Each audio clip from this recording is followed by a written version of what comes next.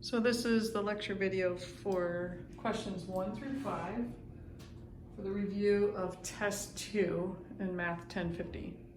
Question 1 says, find the difference quotient, and they give you the difference quotient, which is this, where h is not 0. They have to say that because you can't have the denominator be 0 for the function given. So this is the function that they give. So we have f of x. We need f of x plus h in order to plug all this into our difference quotient. So how would you find f of x plus h? Well, all we're doing is we are replacing the x. So I'm going to put an open parenthesis where the x is. Instead of it being an x, I want to put an x plus h in there. So that is f of x plus h. Now, typically you'd want to simplify that a little. So I'm going to distribute my 9 to get 9x plus 9h minus 4.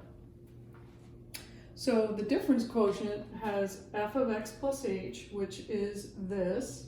So I'm going to write it 9x plus 9h minus 4 minus the f of x, which was that. Now, because the f of x has more than one term, I'm going to put it in parentheses because when I subtract, I want to make sure that I distribute my minus sign. So notice what's going on here. This part is the f of x plus h, right? That comes from here. This part is the f of x. That comes from there. Okay? And that whole thing is over h.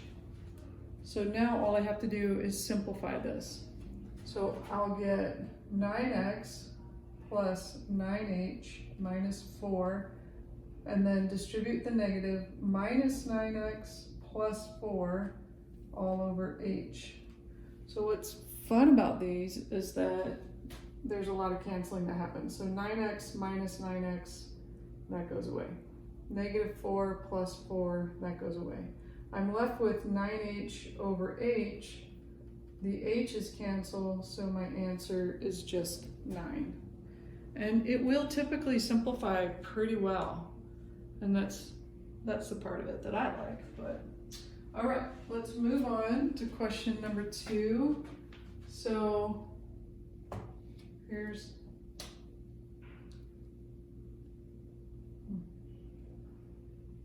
boy, those magnets are pretty strong.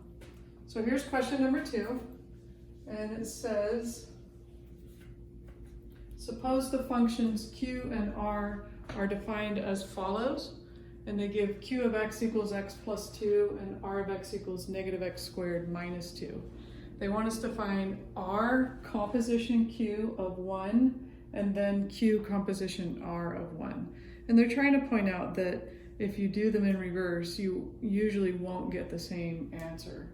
So let's do r composition q of 1. Now, what makes these nice is that we actually have a number to put in. If this had just been an x, then this would be a lot more complicated to do. But because it's a number, it actually is pretty simple. So the first thing I like to do is rewrite the way I'm showing the composition. And you can rewrite it like this: r parentheses q of 1. Instead of the composition symbol, you can do it like this. And I think that makes it easier because then it's very clear that you're going to work from the inside and work your way out. So the inside is q of 1. So all we're doing is evaluating q with a 1. So if my q of x, my original function q of x is x plus 2, then q of 1 is just 1 plus 2, which is 3. So I can replace this entire q of 1 with a 3. And now I need to evaluate r of 3. And r, the function r of x is negative x squared minus 2. So I'm going to evaluate 3. So I get negative 3 squared minus 2, which is negative 9 minus 2, which is negative 11. So my two answers are 3 and negative 11? I think I wrote something down wrong. Oh no, I'm sorry, I spaced it. This is my answer, the negative 11. So the negative 11 was what I got when I did R composition Q of 1. So now I'm going to do Q composition R of 1. I'm going to rewrite it as Q parentheses R of 1. So I first need to evaluate R of 1. So I put a 1 in here. So R of 1 would be negative 1 squared minus 2, which is negative 1 minus 2, which is negative 3. So now I can rewrite this as Q of negative 3, because R of 1 was negative 3. And if I'm going to put negative 3 into the Q, then I will get negative 3 plus 2. I'm using this equation, this function they gave me for Q, and that answer is negative 1. So my final answer there is negative 1. Okay, let's move on to question number 3.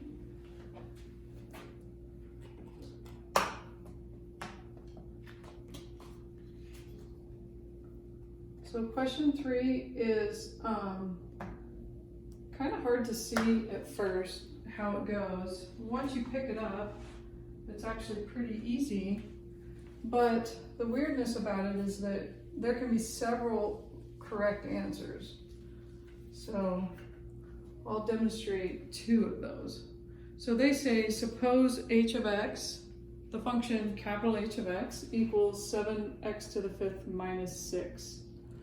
So they want you to find 2 functions, f and g, such that when you compose them, you got the answer 7x to the 5th minus 6. So I want to find 2 functions so that when I do the composition of them, I get that as an answer. So one thing that you can do, kind of a neat little trick, first of all, let's rewrite f composition g as f of g of x. So that means I need to get a g of x that I put into f in order to get that answer.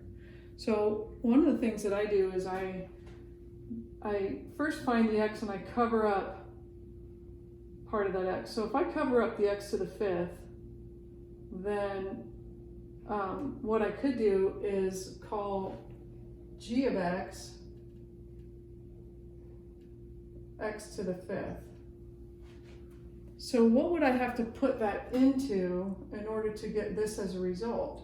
So I covered up the x to the 5th, and I would rewrite it as just an x. So what happens is, if I do the composition of this, it means I'm going to take the g of x and I'm going to replace it anywhere where I see the x. So then I would end up with 7x to the 5th minus 6. So this is an answer. So if g of x is x to the 5th and f of x is 7x minus 6, then I will get this answer when I compose them, because f of g of x means f of x to the 5th, because that's g of x, means wherever I had my x, I would replace it with an x to the 5th, and that gives me the same answer that I had up above. All right, let's try another one. So another solution could be, let's say I cover up the entire term that has the x to the 5th in it. And I'm going to call that my g of x. So g of x is 7x to the 5th. I'm going to replace what I covered with x. So f of x is x minus 6. Now what happens when I compose them? So f of g of x would be f of 7x to the 5th, which means I would put 7x to the 5th where I had the x, and that would give me the original capital H of x. Okay? So hopefully that is helpful, gives you a little bit of a hint on how to do that. Like I said, these can be weird until you start to see them, and then you get better and better. being able to look at it and go, oh, I know how to do that. All right, let's look at question 4, which says the one-to-one function is defined below. They want us to find G inverse of x and then state the domain and range of G inverse using interval notation. Okay, so this is how I find a one-to-one, or this is how I find an inverse of a one-to-one function. It has to be one-to-one in order to have an inverse. That's why they make that statement. But anyway, so I've got G of x equals 3x over 5x minus 4. And basically this is a 4-step process, and 3 of them are very easy, and 1 is not so easy. So step 1, we're going to replace G of x with the letter y. So I'm going to write it like this. Y equals 3x over 5x minus 4. So that's step 1. That's done. All right, step 2, I'm going to switch x's with y's. So everywhere I see an x, I'm going to put a y. Everywhere I see a y, I'm going to put an x. So I get x equals 3y over 5y minus 4. So step 2 is easy. Step 3 is the hard one. 3, we're going to solve for y. I mean, it's not super hard, but it's kind of hard. So the first thing I would do is get it out of a fraction by cross multiplying. So I'm going to have x times 5y minus 4 equals 3y. The next thing I'm going to do is I'm going to distribute my x because I don't want those parentheses. So I'm going to have 5xy minus 4x equals 3y. Okay, now the whole goal here is to solve it for y. So I want everything with a y term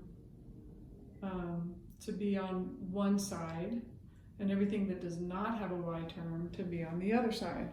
So if I add my 4x to both sides, I get 5xy equals 3y plus 4x, and then I'm going to move my 3y over, and I'll get 5xy minus 3y equals 4x. So all I did was I moved the 4x over and then the 3y over. So now my terms that have y's are on the left side, and my terms that have x's, well, I should say my terms that don't have y's are on the right side.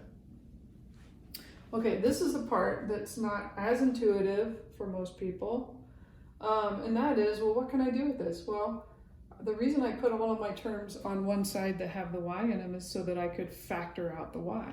So I could factor y out of both of those terms, and what would be left would be 5x from this term, and then minus 3 from that term, and that equals 4x. And why did I do that? Because now I can divide both sides by the 5x minus 3, and I will have solved it for y. Okay, that was step 3. So step 4 is to replace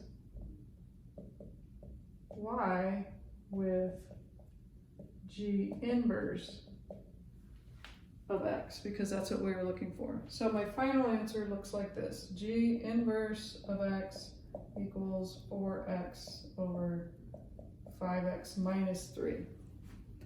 And that's the answer for finding the inverse function. Now, they want us to find the domain and the range of this function. And so it's really not as bad as it seems. I'll show you how to do it. For starters, let's talk about the domain. So the domain of G inverse, all we do for domain is we figure out, where the denominator is 0, and then we say we can't use that number because we can't have 0 as our denominator. So if I set 5x minus 3 equal to 0, then 5x equals 3, x equals 3/5. 3/5 would cause that denominator to be 0. So therefore, we cannot have 3/5 in our domain. We can have everything else but 3/5. So how would I express that using interval notation? I can go from -infinity all the way to 3/5, not including it, so I'm going to put a parenthesis instead of a bracket, and then union, pick it up right after the 3/5 and go all the way to infinity. So this is the domain of the G inverse function. Okay, so how do I find the range? Well, what's interesting with inverse functions is that they switch domains and ranges. So in other words, the range of the G inverse function is the same as the domain of the original function. Well, how would I find the domain of the original? I would take its denominator, set it equal to 0, and say, that's the one number I cannot have in my domain. How do I write that as interval notation? -infinity to 4/5, union 4/5 to infinity. And notice I have parentheses, not brackets, because I cannot include the number 4/5. So just to repeat, I found the domain of the inverse function by setting the denominator of the inverse function equal to 0. I found the range by setting the denominator of the original function equal to 0. And that is it for that. All right, last question for this video is question number 5, where we're going to graph the inverse of a function. And I think this is kind of fun. Of course, it's probably why I'm a math teacher. All right, so we're given this function. This is the function f, and they want us to graph the inverse of this function. So what I would do is I would first identify what these points are. So this is the point -2, +3. So I have -2, +3. This is the point -4, 0. And this is the point -5, -7. So if you identify the point, or some of the points on your on your original function, then the inverse is just going to switch the x's and y's. So if this is my function f, then my inverse function would have the point 3, -2, 0, -4, and -7, -5. So all I did was trade the x and y positions. So now I'm going to graph those. 3, -2 would put me at 1, 2, 3, 1, 2. 0, -4 will put me here. -7, -5, 1, 2, 3, 4, 5, 6, 7, 1, 2, 3, 4, 5. Okay, and then I'm going to connect the dots. So that is my inverse function. How do you know you did it right? Well, a function and its inverse will be mirror images of each other regarding this line y equals x. In other words, if I were to fold this paper along that dotted line, right, and I had put ink all over this one, then when I open the paper up, I should see ink right there. So those are symmetric with respect to that line y equals x. Okay, I will talk to you in the next video.